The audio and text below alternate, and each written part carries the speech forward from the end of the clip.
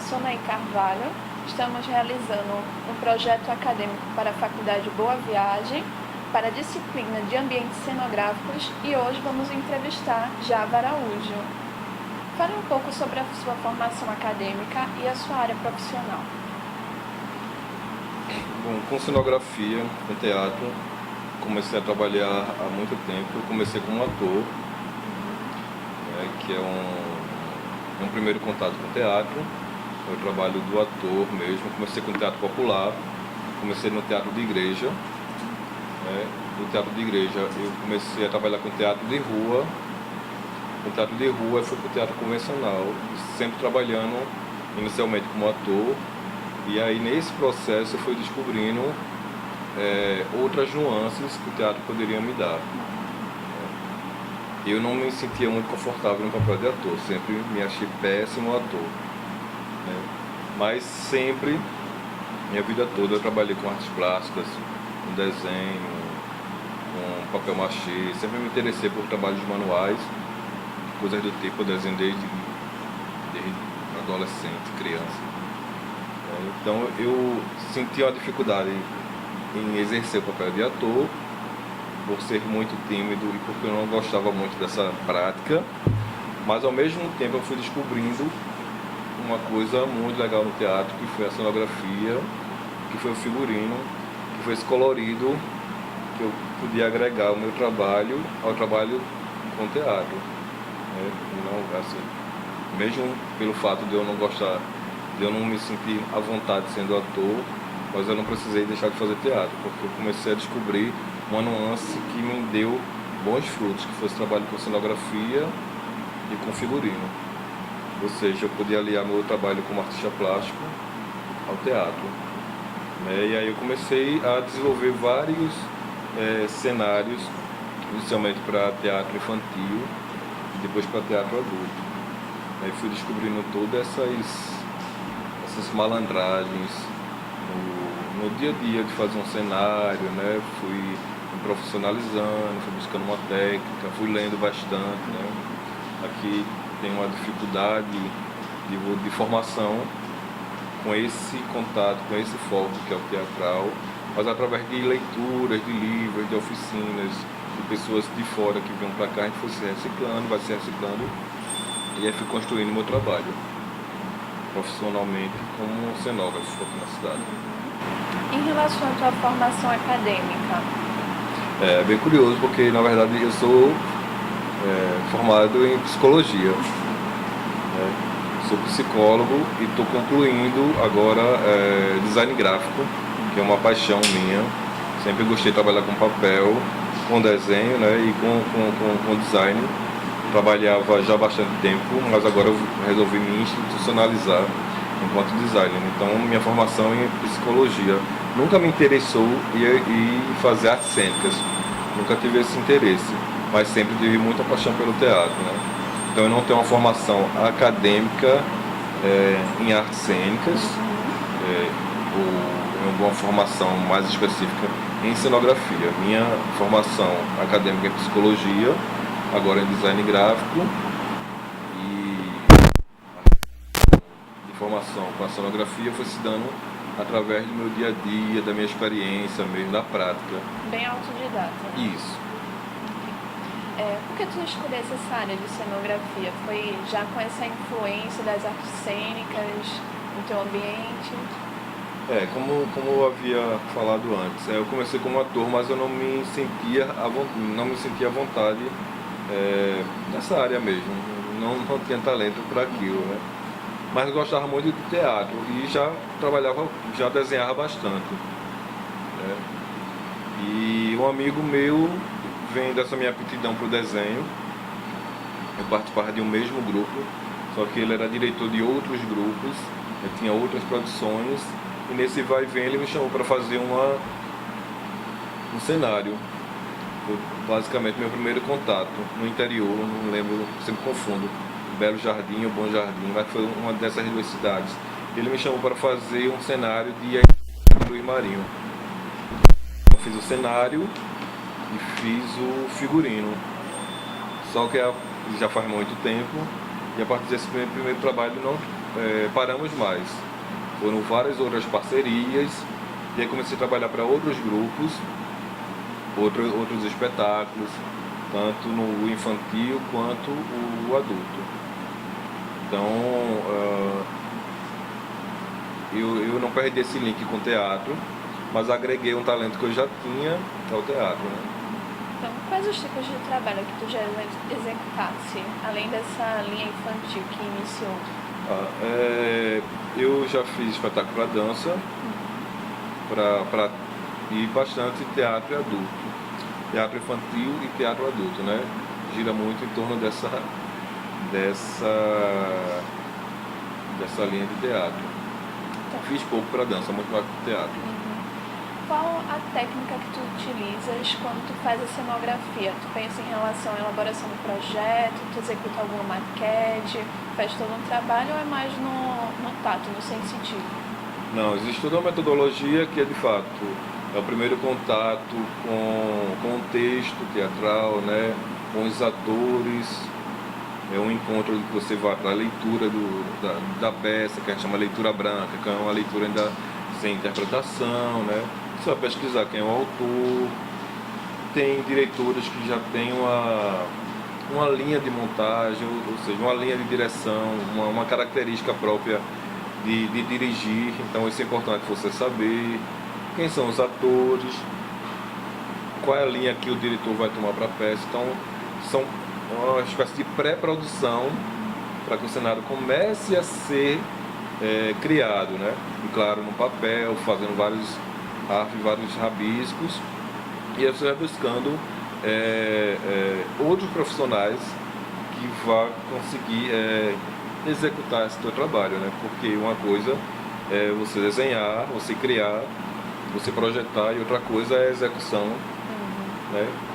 Que também é algo bem difícil de acontecer, porque são profissionais específicos para essa área, né? Não é qualquer marceneiro que vai saber executar suas viagens cenográficas, né? Então você tem que procurar também, através da metodologia primeiro, mas depois procurar profissionais que possam te ajudar na execução, nesse olhar para a cenografia. Em relação às dificuldades no mercado, em relação ao custo para a produção de cenografia, como você trata em relação a isso junto com a direção? Bom, aqui existem várias dificuldades, claro, financeiras principalmente. Não existe um mercado tão amplo assim, são poucas, de certa forma, são poucos, falando de teatro, são poucos profissionais que se dedicam a essa tarefa da cenografia ou do figurino. Claro que existe um grupo de pessoas muito talentosas, mas que poderia ser difundido, acontecer uma difusão maior dessas pessoas, dessa prática, né?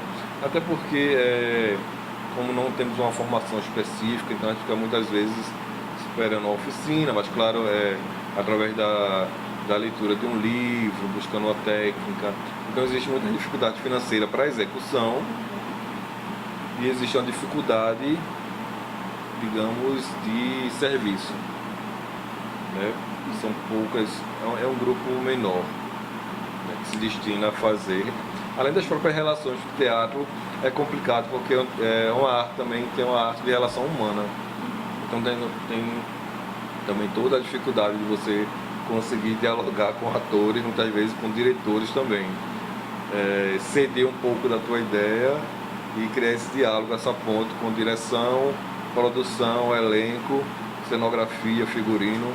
Somar tudo isso às vezes é bem complicado. Então, qual o grau de liberdade que se tem na confecção de um cenário em relação ao texto, ao público mesmo? Esse grau de liberdade vai sendo conversado com direção e com elenco, né? Assim, da construção das tuas ideias iniciais até a execução, o cenário propriamente dito, até o dia da estreia, é um longo caminho, né? Então essa liberdade vai sendo construída nesse caminho, né? Nesse espectro, nesse nesse caminhar juntos. Então a gente vai ter dificuldade de material, né? Vai ter dificuldade humana, vai ter dificuldade de execução. E claro, algumas coisas aí você vai ter que guardar um pouco de suas ideias para executar muitas vezes num próximo projeto, porque esse você criou algo, mas que vai sendo moldado, né, de acordo com a execução do projeto, né, com a evolução do projeto. Então muitas vezes o cenário que você criou aqui mirabolante, ele termina sendo uma caixinha menorzinha no dia do espetáculo. E claro, assim, o trabalho de cenografia, eu estou prestando meu serviço ao teatro. Então não é a cenografia que tem que aparecer. Quem tem que aparecer é o ator, é o trabalho do ator. Eu vou estar a serviço desse trabalho, do personagem, né? Eu vou criar aquela situação para que o personagem possa viver. Mas o personagem que é importante, né? Não adianta eu criar um castelo para aparecer. Porque cenografia não é um bolo de noiva, né? Não adianta fazer aquele espetáculo, aquele trabalho suntuoso e deixar o ator desaparecido lá, o personagem sem aparecer. Então, muito a serviço desse momento, né? do personagem, né? na direção. Então, essa liberdade também. Claro que o cenógrafo, como um artista, ele quer criar algo de acordo com sua criatividade mesmo. Mas, claro, também ele tem que estar ciente que esse momento é importante para criar, dar vida ao personagem ou dar vida a essa relação espacial e geográfica que o personagem vai necessitar. Então a liberdade tem que ser conversada a partir disso. Em relação à preocupação de montagem e desmontagem, quando faz a execução de um projeto, é tudo bem pensado em relação a isso? Porque assim, existem vários tipos de materiais que são trabalhados dentro da cenografia, mas sempre há aquela preocupação da trajetória de se deslocar. Vamos supor, uma peça que ela vá de um teatro e fica em cartaz de um tempo e depois vai se prolongar para outro. Essa trajetória de montagem e desmontagem em relação ao material. Dá bastante trabalho, porque um dos meus últimos cenários, depois de muito conversar, de todo o processo, fomos criar um livro enorme, um livro gigante que era o cenário, e as páginas passavam, tipo um livro pop-up. E todas as páginas que passavam se transformavam num cenário diferente e tal, mas por questões de produção, a produção pediu que o livro desmontasse. Então conseguimos fazer tudo isso. Eu tinha um arquiteto trabalhando comigo, uma pessoa talentosa e tal, e conseguimos fazer com que esse livro se desmontasse. O que aconteceu é que o livro virou um grande quebra-cabeça nesse momento de montar e desmontar. Tivemos que fazer todo um manual, uma receitinha, um manual para que soubesse. Isso gerou vários parafusos, né? Então existe essa dificuldade de fato. O cenógrafo também tem que se preocupar com isso, junto com a produção, que é a montar e desmontar. Qual o material que você vai desenvolver seu cenário? Esse material vai entrar em atrito com outro material, né? Assim, nessa mesma peça, tinha um outro livro que servia como um praticável pra gente, que tinha rodinhas, e era um espetáculo de dança, e as rodinhas começaram a emperrar no linóleo, né, que é um material que a gente reveste o palco, especificamente no espetáculo de dança, para que os dançarinos, os bailarinos não escorreguem, né? E começou a haver um atrito entre a rodinha lá e esse material. Então, para resolver isso, né, são coisas que muitas vezes não tem como você prever, mas acontece, né? E aí é uma outra baita dor de cabeça. Tipo, não contávamos com essa astúcia. Em relação a essas dificuldades de cenário, quando inicia do zero, em relação aos recursos, aos projetos, maquete, o tempo mesmo de fazer da ação, da criação assim que você recebe o texto, que faz toda a leitura, qual seria o tempo de trajetória até a ideia final? Geralmente aqui o pessoal trabalha com, digamos, 3 meses de montagem de uma peça, né?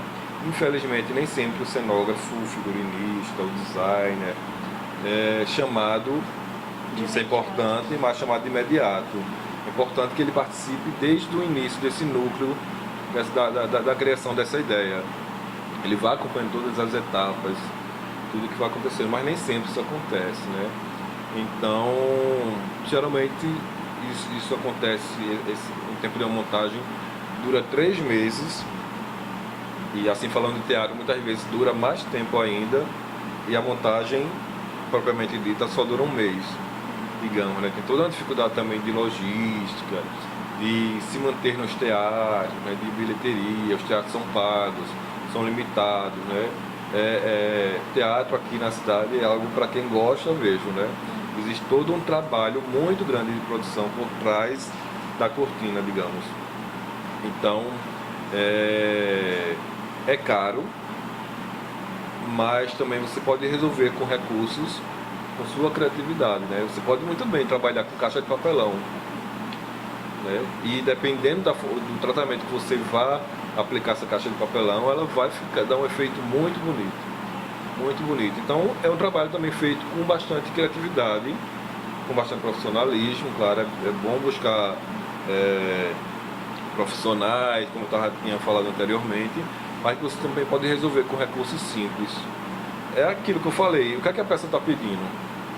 Você vai ler o texto, e você pode dar, você não precisa recriar uma casa todinha só porque tem lá especificando essa casa no texto, mas você pode criar através de um móvel, de uma referência lá, um único objeto pode dar noção ao público, ao personagem que ali é a casa do fulano, né? Então, através de recursos simples, você pode resolver coisas grandes. Java, a cenografia e o figurino, elas sempre andam juntas em relação ao contexto do teatro? O correto é que, se não for o mesmo cenógrafo que vai desenvolver o figurino, que esses 2 profissionais estejam integrados com um com o trabalho do outro, e os 2 no contexto geral do que está acontecendo na peça, né? Para que a coisa não saia o samba do crioulo doido, né? Em relação à iluminação, ela também deve ser pensada pelo cenógrafo, ou seria mais uma parceria da parte de iluminação com a cenografia? A iluminação não é pensada pelo cenógrafo. O cenógrafo pode até sugerir, a iluminação é feita pelo profissional, que é o iluminador de teatro, né? A pessoa que vai pensar, o profissional que vai pensar os pontos de luz, como vai ser iluminada a peça, os atores, o cenário, o figurino. Esse profissional tem as informações de cores, né? Então por isso que é importante que ele também tenha acesso ao trabalho do cenógrafo, tenha acesso ao trabalho do maquiador, tenha acesso ao trabalho do figurinista, porque as cores e a luz um influencia no outro, né? Principalmente a luz na cor, né? Então muitas vezes você pode criar uma cenografia, vamos falar de maquiagem, criar uma maquiagem azul para um personagem sem o iluminador ter conhecimento dessa luz, dessa cor, desse tom. Aí ele pensa sozinho uma outra espécie de luz com uma outra cor. Quando casa tudo, pode dar um efeito bem desastroso. Então o cenógrafo e o iluminador tem que ter parceria, tem que estar em diálogo com a cenografia. A direção, ela também é influenciada pela escolha do cenógrafo? Como? A direção, ela também é influenciada pela... Não, pode ser também que aconteça, mas é o mais correto o cenógrafo percorrer o caminho que o diretor vai guiar, né? O diretor que vai dizer a proposta, como eu tinha falado no início, assim, vários diretores têm uma forma de fazer e dirigir diferente, né? Então cabe também ao cenógrafo, e o legal que esses dois profissionais já tem uma certa parceria, porque aí já fica mais fácil essa relação, né? Mas cabe ao cenógrafo também ver quais as características, claro, também sem perder sua característica, seu trabalho enquanto cenógrafo, mas perceber como é a forma de pensar do diretor, né? Até para minimizar possíveis problemas no futuro, né? Qual o tipo de iluminação que é mais aconselhável na cenografia? Sei que é uma parte mais específica para a luminoteca, né? Pois é, uma etapa bem específica do iluminador. O correto, e assim, talvez o iluminador nem saiba falar, porque ele vai precisar desse projeto cenográfico para poder ver a necessidade da cenografia, do espetáculo, em que pontos ele vai iluminar, vai ressaltar ou vai diminuir, né? Tudo vai de acordo também com a direção, né? Enfim, é voltar de novo, tem que ter o diálogo desses profissionais, do diretor, do cenógrafo, do figurinista, do iluminador, tem que estar todo mundo em diálogo constante para que minimize os erros que possam acontecer. Que tipo de estruturação de cenário em relação à estética, o que deve se evitar e o que não pode faltar?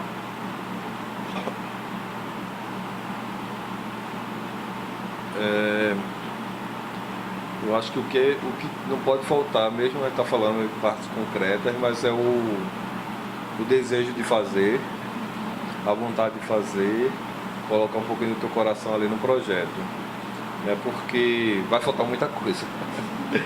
E aí, um pouco desse teu desejo de fazer vai minimizar esse momento, né?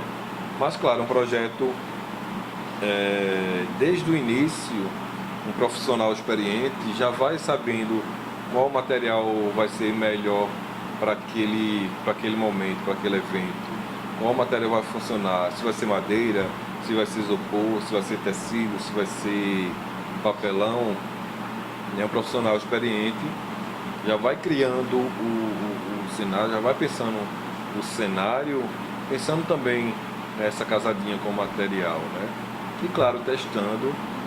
Então, acho que é uma boa caixa de ferramentas, uma fita crepe, coisas assim que tem que ter do seu lado, boas ferramentas. Mas a estética vai acontecer justamente no desenvolvimento o diretor te dando guia, vai ser o teu guia e vai apontar essa estética para você, né? Junto com o conceito desenvolvido pelo diretor e pelo texto.